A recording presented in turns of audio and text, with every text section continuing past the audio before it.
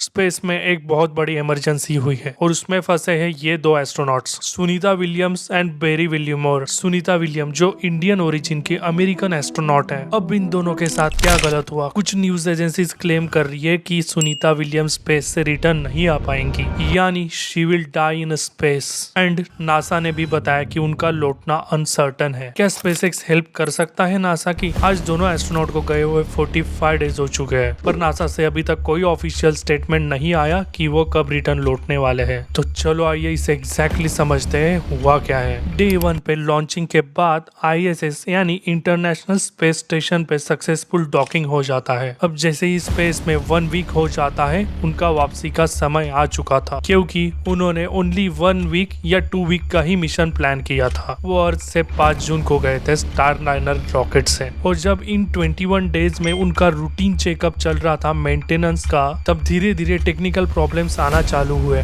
और helium gas leak होने का उस बार पता चला। और हेलियम गैस लीक होने की वजह से उनका थ्रस्ट खराब हो गया, बट उनके पास इनफ हेलियम गैस अवेलेबल था कि वो अर्थ पे आ सके। पर अगर वो ये लीक कंडीशन में अर्थ के एटमॉस्फेयर में आते हैं तो उनकी लाइफ की कोई भी गारंटी नहीं है। एनी टाइम वो कैप्सूल बर्स्ट हो सकता है, जैसे कि कल्पना चावला के साथ हुआ था। उस वक्त भी बोइंग कंपनी का ही रॉकेट था और इस बार भी बोइंग कंपनी का ही स्टारलिंक रॉकेट है। और अगर सपोज बोइंग कंपनी चाहती भी अपने पार्ट्स को रिपेयर करना, पर वो पॉसिबल नहीं है, क्योंकि स्पेस है 400 किलोमीटर दूर हमारे अर्थ से। जो भी कुछ करना है वो इन दोनों एस्ट्रोनॉट को ही करना होगा। रिपेयरिंग का वर्क उनको रिपेयर करना होगा थ्रस्टर को, क्योंकि थ्रस्टर क्या काम करता है? थ्रस्टर एंट्री के दौरान उनकी तेज वेलोसिटी को कम करने के लिए सेफ लैंडिंग के लिए सपोर्ट करता है। और इंजन के वॉल भी खराब हो चुके तो थ्रस्टर कम या ज्यादा भी नहीं कर पाएंगे वो।